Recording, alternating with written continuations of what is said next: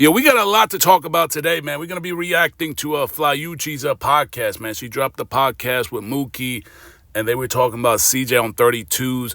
But I wanted to quickly talk about what CJ on 32's posted last night. As you guys can see, he's like promoting some guy's raffle, and it doesn't make any sense. And this is actually the same thing like FLYUCCI was talking about in her podcast, which we're going to get to, is how CJ is like, he's linking up with all these like small channels, right? Like this person right here, Mario Sauce 13, barely got 1,000 followers on Instagram, and he's promoting this raffle that looks real sketchy, man. This shit looks real sketchy. There's nothing even mentioned here in the bio on how to enter. I mean, this looks real suspicious, and I'm like, why would CJ on 32's promote this? Like, this doesn't make any sense at all. Like, wasn't he the one that was calling out Sugar Man and talking about how the raffles are illegal, right? Everybody doing that illegal raffle creator is all illegal until you switch to the sweepstakes. And now he's promoting this. Like, this got like a list of instructions. 1 to 250. Pick your own number, $100 a slot. 3 for $270. Like, who is this? Do y'all know who this person is? Mario Sauce 13? Like, it doesn't make sense. Why would CJ on 32's promote this? Like, this looks super suspicious. Like, this is illegal. And he was the one that was just talking about this. Wasn't he the one that was just talking about this when that whole thing between Shauna P and Sugar Man, and then he was saying this stuff is illegal? He even said it in an interview, right? He was saying that all that raffle creator stuff is illegal, and here he goes promoting a person with less than 1,000 followers. Like, why would you take on this kind of responsibility? That's a huge liability, because this shit looks super suspicious. Like, you gotta like message them, I guess DM them saying you want a number, and then you got to Cash App them. Like, what? What is CJ on 32's thinking to even promote this? But let me get into this FLYUCCI podcast, because she actually talks a little bit about this, and then we're also going to talk about, there's a couple other things we're going to jump to. Press. And then FLYUCCI, I'm going to say this too. When CJ did that interview with Bill Cammons, Jerry probably got in his feelings about that too. Because Jerry probably feeling like, well, CJ, you ain't get on my, Jerry probably wanted to interview CJ. Just like Handicap Fat Ass. So both of them jealous of Bill Cammons to a degree because he interviewed CJ. So but you gotta think about, but that also shows you how low budget CJ is. He don't even see no real value in himself. He go to motherfuckers that don't even really get no attention. Y'all heard that? Y'all heard what FLYUCCI just said? Like, she does got a point. This is exactly what I was just talking about. Like, it doesn't make sense why CJ on 32's is promoting a raffle. I don't know who that person is. I mean, unless you guys know who he is, like, but dude's got less than 1,000 followers on Instagram. Why would CJ promote? Like, even if he got paid to promote this person, like, it's a huge liability because the shit is not even organized. And CJ knows this firsthand, right? Because he's clearly switched over to the sweepstakes to move into a more legitimate process when it comes to giving away cars. Now, why would you promote some dude on Instagram saying pick a number from 1 to 250 and then message me, and then I guess you got to pay him through Cash App? Like, the whole thing looks super suspicious.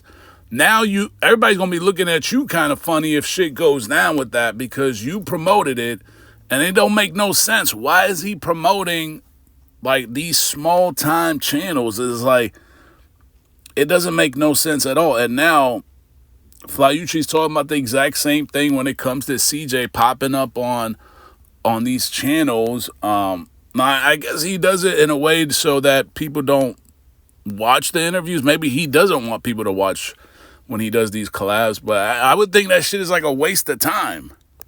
Just just like handicap fat ass. So both of them jealous of Bill Cavins to a degree because he interviewed CJ. So but you gotta think about, but that also shows you how low budget CJ is. He don't even see no real value in himself. He go to motherfuckers that don't even really get no attention. Like out of all the platforms, you could tell. I always can tell an insecure person, especially guys. They are very intimidating. Like he could have easily went on so many different platforms. Like he could have went on Fresh and Fit. He could have went on so many different platforms. But the people he picks is like, I saw another interview he did. I might put it in the thumbnail. Like that channel it's another channel, has less than 1,000 subscribers. I mean, it's good in a way because CJ's given them, like, I guess attention or whatever. Like he's putting the spotlight on them, but it's really not going to help him either because it's like nobody's going to watch it either. It's just, and that's not even the big problem because that's just more about clicks and views. But when he starts promoting these like small channels that are clearly trying to get money off raffles and trying to enter the raffle game, that shit gets real risky because it's just weird to me how you got less than 1,000 followers, but you want to give away cars. And then if you're going to pay CJ to promote it, then CJ is going to carry all the liability because if shit goes wrong, people are going to blame CJ. They're going to be like, CJ, you promoted this. And I thought he was going to stop doing that. Like, I thought he posted something on Instagram saying he going to stop promoting his guys. Now he's promoting, like, it doesn't make sense, man. This shit don't make no sense at all. About me. You see the bigger platform, the more, like, stronger force, and they run to a softer force. He went over there with Tynay. Because he's really overall a weak type of guy. He cannot stand a strong force. That's why he didn't come to How to Fly platform. But he went over there where he felt like he was safe. But didn't nobody really see the interview. Had you did it on a larger platform. I mean, that's a good point, too. Like, why didn't CJ do a collab with FLYUCCI? Why not work with FLYUCCI, right? FLYUCCI, she has a podcast, she does vlogging, she's got her own TV show. Why wouldn't he go on her platform? Why would he pick these other smaller platforms? And it's like, it's crazy because he's got to go on there, right? He's the one that's got to spend time, right, talking about whatever situation he wants to talk. And then he's got to promote it. So there's really no benefit for him because everything's coming out of pocket for him. Whereas if he worked at least with channels that got like 20,000 subscribers or whatever, right? At least they got a little bit of traction, and then he doesn't have to go out of pocket completely, like all 100%. But it just doesn't make sense to me. A range of people would have seen it. Nobody knows these people. Ain't nobody checking for these people, and he went over there giving them all that content for nothing. They probably made $30. $30. I digress. And I agree. Like I'm gonna be all the way 100. You really could have spent that $100 with FLYUCCI. You could have said, FLYUCCI, can I do an interview on your platform or something? You really could have invested in a bigger platform for you to get your story out there. And then he did the little interview with Tynay. You jumped on her platform, like, come on. And she on these streets, she's a nobody. But I intimidate men. I've been told, I'm an unapproachable beauty, and I'm intimidating because I'm from the South and I got a big ass mouth and I stand for the truth. So a lot of these guys are afraid of my motherfucking ass. But this is not new to me. This has been going on like a lot of my life. They're not used to a person that looks like me to be so strong-willed and stand in my truth and have such a big mouth. And I'm going to make them stand in their truth. And I'm like Wendy Williams, baby. So I see what FLYUCCI is saying. That might actually be the reason why, right? Because if CJ is suspecting like a person is against them or whatever, or not even really against them, but it's somebody that might ask real questions, right? Just real questions. Somebody that's not going to be a yes man. That's pretty much what it is. I'm not like trying to insult other people, but that's kind of what FLYUCCI is saying. Like if you a yes man, then CJ's probably more likely to work with you because it goes in his favor, which it makes the whole interview just seem one sided, right? It would be like pointless to even have the interview because the whole point of having an interview or doing collabs is people asking questions that you like and some that might make you a little bit uncomfortable, but at least you get both sides of the story, right? It's not one sided, it's not one direction. So I see what FLYUCCI is saying. That is kind of true. Like that might be the reason why he kind of does things with certain people only, because he knows what the outcome is going to look like. But then it just kind of looks like it's pointless. Don't you guys think that shit is kind of pointless?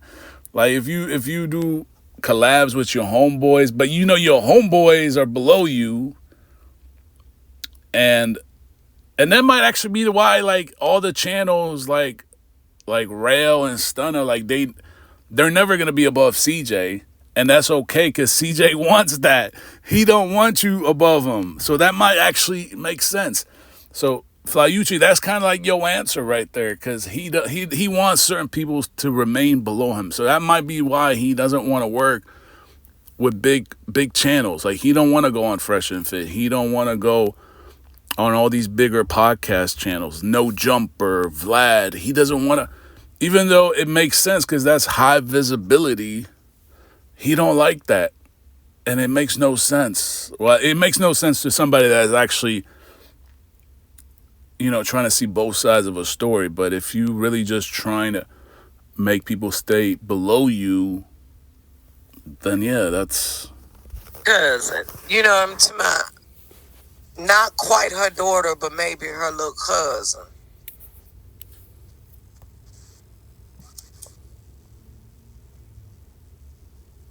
One thing about it, FLYUCCI, you get it lit. And we can't take that from you. Like, it don't matter what it is, like FLYUCCI, when you could leave for a month and come back and get all this shit cracking, Now let me jump to this part right here, man. FLYUCCI goes off on CJ's relationship. We might only cover a little bit of this, and then we're gonna make a separate reaction, man. This part right here is hilarious. Jerry, when he say he spent the money on this child, no, I don't believe that story. But I do feel like fuck that nigga. That nigga ain't Michael Jackson. That nigga ain't Robert De Niro. I mean, he's CJ on 32, who got his fucking door kicked in because it was a raggedy ass piece of shit ass house. Why that girl went in no mini mansion? She could have at least been $250,000, $500,000, $500,000 home for rent. But then again, she chose that life. I might not agree with everything CJ on 32's does, but that girl, she's the one that agreed, right, to open her legs for CJ on 32's, right, to ram up in that thing, right? She chose that lifestyle, so I can't really even blame him for it. No, dog. But now, see, the way you got to look at it is, he's the oldest. He a grown-ass motherfucking man dating these young girls. These young girls don't know no better. Come on, dog. He know he out here living his street life. These young girls don't know no better. And then you know you live in his street life and you don't have this girl completely safe. She thought she was safe. She's the innocent one in the party. CJ on 32's is a prison-ass nigga. He did not protect her in the proper way. I know I used to be married to a gorilla-ass gangster. A real life. Ooh, FLYUCCI's getting real hot on your boy CJ on 32's and his relationships, man. We're gonna have to separate this, because she gets real. Like I see what she's saying. I see what you're saying, and it does make sense. Like It definitely makes sense because he's the one with the more experience, and you're right, she's younger, so he should know better. You definitely right about that, FLYUCCI.